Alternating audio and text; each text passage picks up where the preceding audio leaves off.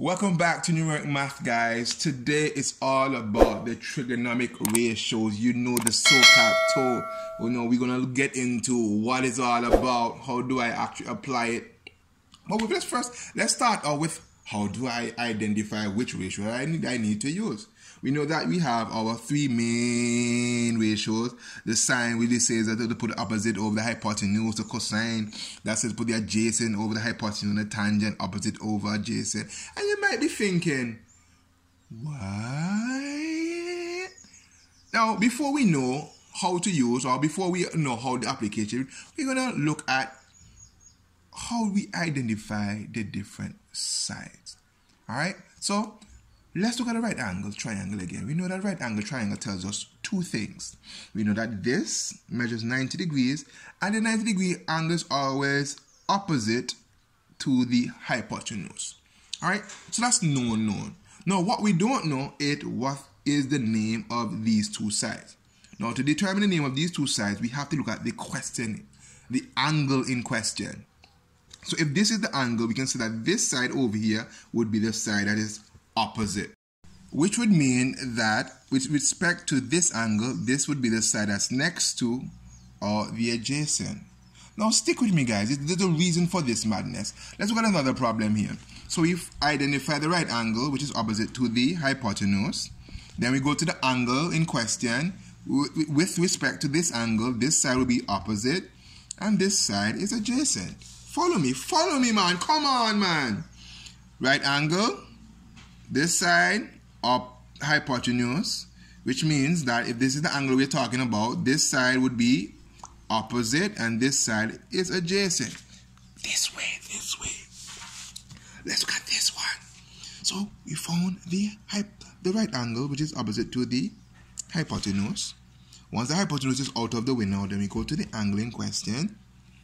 And this side is opposite to the angle and this side is adjacent. Or we can say that if that's the right angle, this side is the hypotenuse. We go to the angle, this is the side that's right next to it or the adjacent, which by process of elimination, then this would be the opposite. Now, what does this actually mean? Why am I doing this? Let's look at a problem. So we have a problem here. We have a right angle triangle. We have one side with 12 centimeters, an angle of 30 degrees, and we have this missing sign x. So you have to find x. You know, you're going to tell me x is here, but then what is the value of x? We know again that our trigonometric ratios are SOC, CA, TOA, and this just breaks down to sine. If it's sine, we put the side that's opposite over the hypotenuse. If it's cosine, the side that's adjacent over the hypotenuse. And if it's tangent, we put the side that is opposite over the side that's adjacent. Alright? So, alright. Here is the application time. How is this applied to the problem? So let's first start off with the known knowns. So we're going to start off by finding the right angle.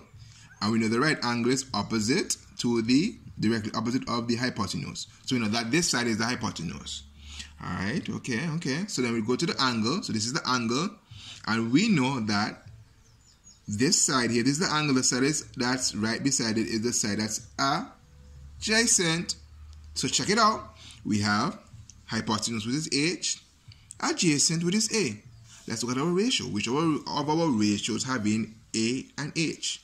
Is it the sine? No. Is it the tangent? No. This is t and a. So a and h, that would be the cosine. So we have successfully selected the correct ratio. So now, how do I apply it? So follow me. We already know that the cosine is equals to the side that's adjacent over the hypotenuse. So let's do a little substitution. We're going to say the cosine of 30 degrees is equals to x, so that's the side that's adjacent over the hypotenuse, which is 12 centimeters. Alright, before I move on, let me appeal to your mathematical common sense. Now, if this is the hypotenuse, which is the longest side of a right angle triangle, the value that I'm looking for here, should it be A, greater than 12, or B, less than 12. So think about it for a minute. Now, if you said that the value should be greater than 12, then give yourself a pat on the back, because you're wrong. I'm just joking. All right. So, yeah. But, yeah, the value we're looking for should supposed to be less than 12. So, we're going to take our trusty calculator right here, and we're going to put in 30 cos, or some other person you have to put in the number, the cos, and then the value after. It depends on the scientific calculator that you have. So I know that cos 30 would be 0.86 or 0.87. I'm going to put 66 is equals to x over 12. All right. So I'm just going to do it randomly, and I'll do the mathematical way. So if you said 12 divided by 0.866, 12 divided by 0.866, you see we get 12 divided by 0.86, we see that we get 13.9.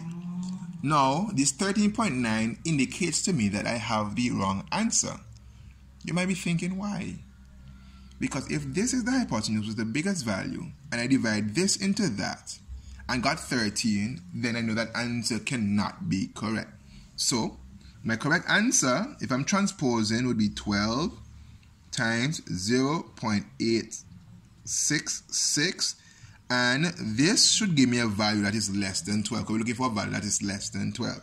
So 12 times 0.866 gives me 10.39 or 10.4 if I'm rounding. So x will be equal to 10.39 centimeters, which is less. As you can see, it is less than the 12, because the 12 is supposed to be the longest side. All right, so let's look at this other problem right here. I'm going to deliberately skip this one. We're going to come down to this one down here. So we have this triangle here. We have a side that's 40 degrees. We have a side over here, 6 centimeters, and a missing side here. So we know that's my 90 degrees. The 90 degrees is opposite to this side, which is my hype side.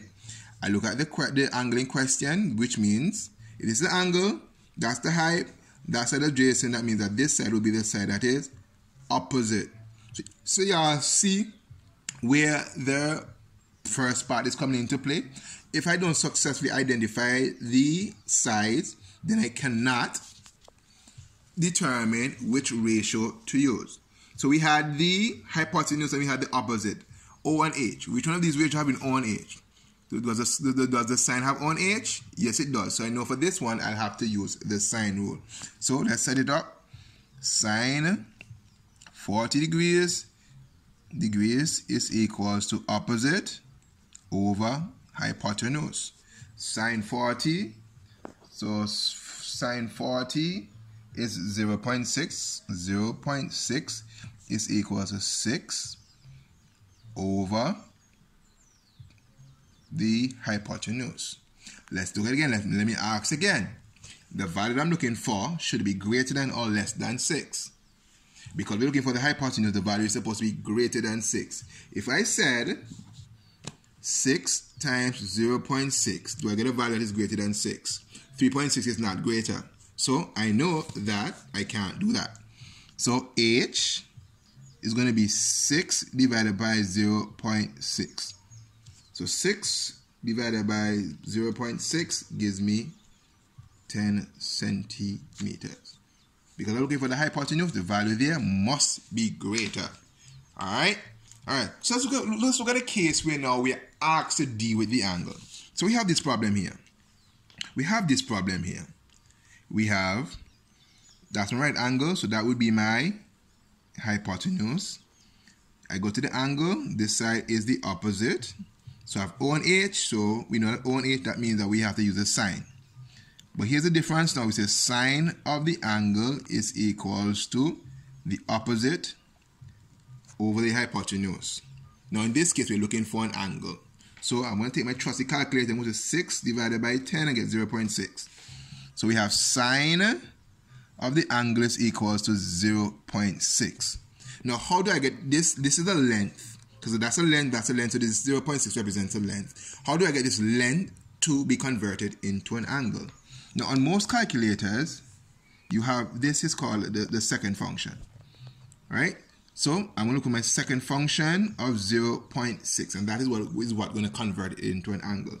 On my calculator, this is mine. So, to get my second function, I'm going to say shift, or second function, and I press the sine button, and that value that comes out gives me an angle. So 0.6 as an angle would be 36.9 to the nearest 1 decimal place degree. Or to the nearest whole position, whole degree would be 37 degrees Celsius. Alright, so don't think I forgot about our problem. Let's get back up here, man. Let's look at this last problem here. So we have right angle triangle. Let's jump right into it. That's right angle. That means that this is the hype side. Look at the angle in question. So that would be the side that's right next to or the adjacent. Hypotenuse and adjacent. Then we know that we are supposed to be using the cosine. Alright, so let's cosine. So cosine 60 degrees is equals to x over 10 centimeters. Pause. Alright, so this 10 centimeters represent our hypotenuse. So think about it. The value I'm looking for should be greater than or less than 10. Because we already have the hypotenuse, the value that we're supposed to be getting must be less than 10. So here we go. So let's find out what is cosine of 60 first. Cosine of 60 is 0.5. So 0.5 is equals to x over 10 centimeters. Now, if we had said 10 divided by 0.5, we would have gotten 20, which we know cannot be the answer. Why? Because we're given the hypotenuse. So, x is going to be equals to 0.5 centimeters times 10, and that gives us 0.5 is to multiply by 0.5 is the same as divide by half. So, half of 10 is 5 centimeters. Alright, so to recap, once you're dealing with the ratios, the first thing that we have to do is identify the sides. We identify the right angle, that's the first thing, that's a known. That is always opposite to the hypotenuse, the longest side. After we have done that, we go to the angle in question. So look at the angle, and we're going to identify the both sides with respect to this angle. Like here we have, this is the angle, so this side is the side that is opposite, and this side is adjacent. Now, based on the information that is given, that helps us determine whether we use the sine, the cosine, or tangent. Now, if there's any comments, question, feel free. See you soon.